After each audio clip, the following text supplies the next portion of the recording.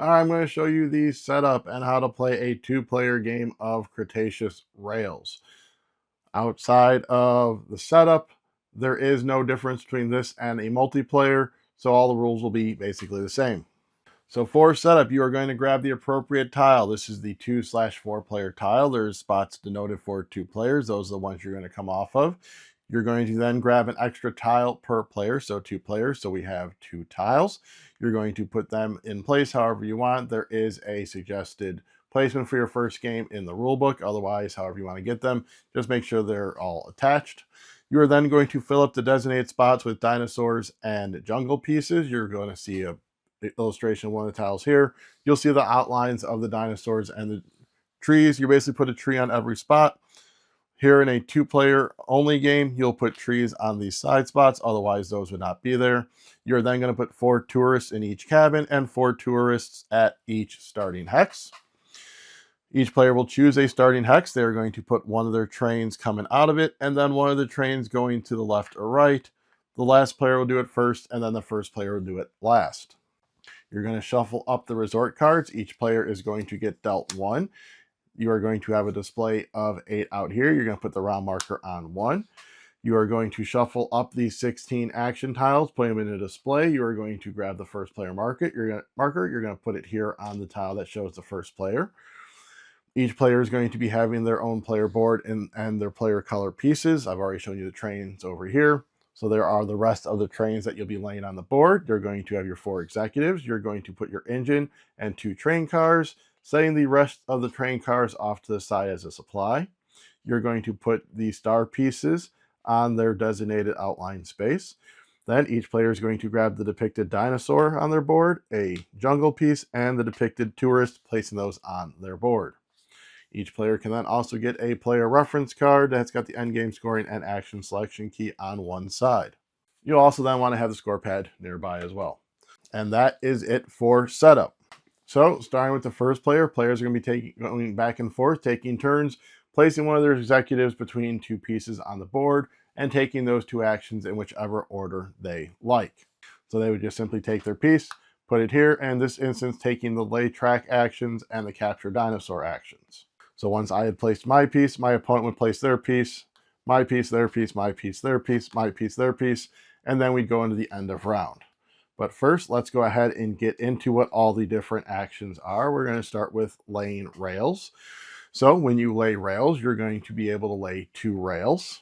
And when you lay them, you are going to be going off of the trains you already have. So from this instance, I can place a train there, and I could come off here, or I can come off of that train there, or I could even come off of this train right there. 4, clearing the jungle.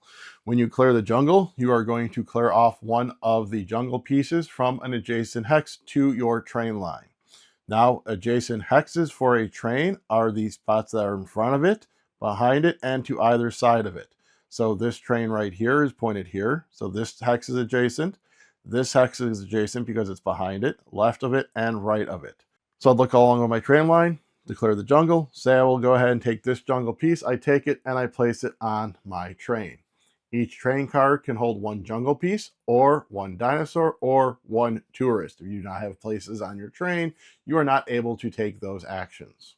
Next, we have capture dinosaur. Again, you're going to look at adjacent hexes along your train, and you're going to capture a dinosaur. You are only allowed to capture a dinosaur if there is not a jungle piece on its hex. The jungle pieces make sure your equipment can't work, so you are not able to capture the dinosaurs at that point. So in this instance, we'll say I capture this dinosaur, and I just place him on a train car. Again, if you have no room, you cannot take that action. The next option is a safari. Let me put him back here for a moment. When you do a safari, you are going to grab a tourist, either from your home hex or any adjacent hex.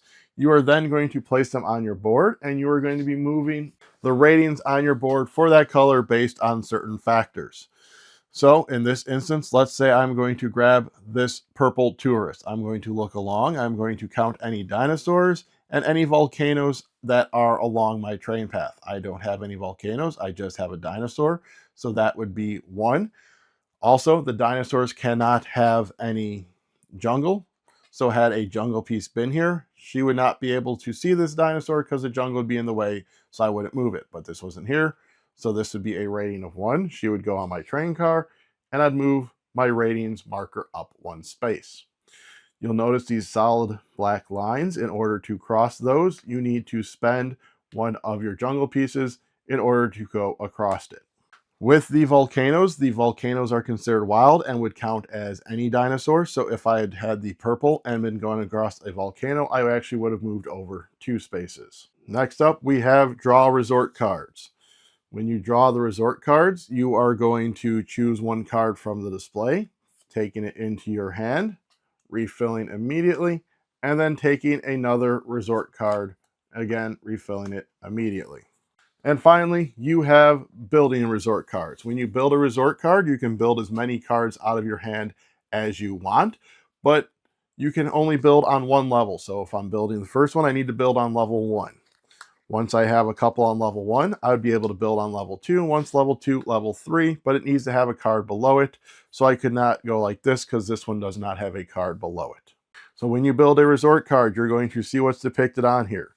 In the instance of this one, you have a Triceratops and a jungle. So in order to play this card, you would need to have a Triceratops on your player board. You would then play it to the level that you're playing cards on. You'd put the Triceratops there, you'd put the jungle piece on it, and you have built that card.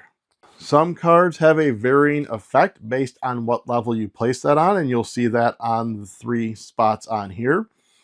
So for instance, this card here, if I play it on the first level, I would look at this bottom one, and this would basically mean instantly I could add a train car by spending 2 ratings on my board. So I could just go 1, 2, and put this out.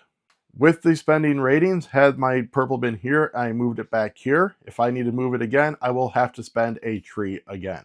So as I said, a lot of these cards have varying abilities. Those are all covered in the rule book, but a lot of them might help increase the way you're able to do actions, such as this dinosaur one right here, is that when you do the capture the dinosaur action, you can capture an additional 1, 2, or 3 based on level. So if I had on level 3, when I capture a dinosaur, I'd be able to capture 4 dinosaurs. Granted, I have room in my train. Alternatively, when you go choose the action, say I go here, I lay my 2 tracks. I cannot capture dinosaur, I do not want to. Instead, I can pass on that action to unload my train to my player board to be able to have access for those things, to be able to build those resort cards. Then you'll see that this one has the first player marker on it. When a player chooses this action, they will also take the first player marker. The first player is not allowed to take that marker on the very first turn. So if no one had played anything yet and I was the first player, I could still go here, but I do not grab this. If the other player goes and it's my turn and I go here, I am then allowed to grab it. I basically need to give the other players a chance to grab it before I am able to. I am still able to take that action though. Once everyone has played all of their executives, you move into the end of round. At the end of the round, each person is going to unload their train cars. They're going to take back all of their executives. You are going to discard all 8 resort cards, refilling this back up. And you are then going to grab all these tiles, shuffle them up, and relay out the action grid. Then the player who has the first player marker will place it on that one, taking the first action. One thing I need to touch on is when you take the choose resort cards action, if you want to refresh any of them, you have this focus group on your board. You are able to take any tourist, place it on there, choose one of these rows, refresh it, sending these to the discard, and then drawing 4 new cards to replace it. That tourist, however, though, is now stuck in this focus group, and you would not be able to use them to be able to play resort cards. They will count for points at the end of the game. So getting into the end of the game, after 4 rounds, the end game is triggered. You'll do one more unload action, and then you are going to be scoring points. Looking at the score pad, you are going to first score points for dinosaurs. Any dinosaur that's on a resort card, you're going to score full points based on where their ratings marker is. So if my ratings marker was there, this dinosaur would be worth 21 points. If you are unable to get them onto resort cards and they're still on your player board, you'll still get points, but half points. So for this one, this would be 9 points. It's half points rounded down. So if I had been there it would be 10 points. You're going to do that for all 4 different types of dinosaurs, scoring for on your resort cards and on your player board.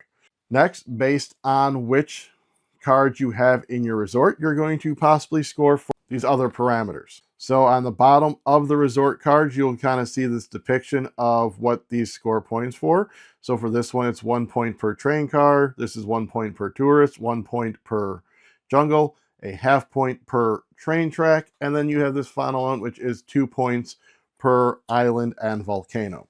So you're going to go down this row. You're going to see what you have in there. You're going to count up the amount that you have. So if I had, say, 3 of the jungle ones, each jungle token I have would be worth 3 points, whether they're on my player board, on my resort cards, or if I use them to unlock up here. So you're going to times those by that many. You're going to do the same thing for tourists. For the volcano cabins, you're going to see how many volcanoes and cabins are adjacent to your rail network. You'll be getting the denoted points for those. For the rails, you'll add those up, times it by however many of the rails you have out, which is these. You start off with 30, so you always could subtract that from 30 to see how many you have out. And then finally the train cars, depending on how many train cars you have. Total all that up, and that gives you the winner.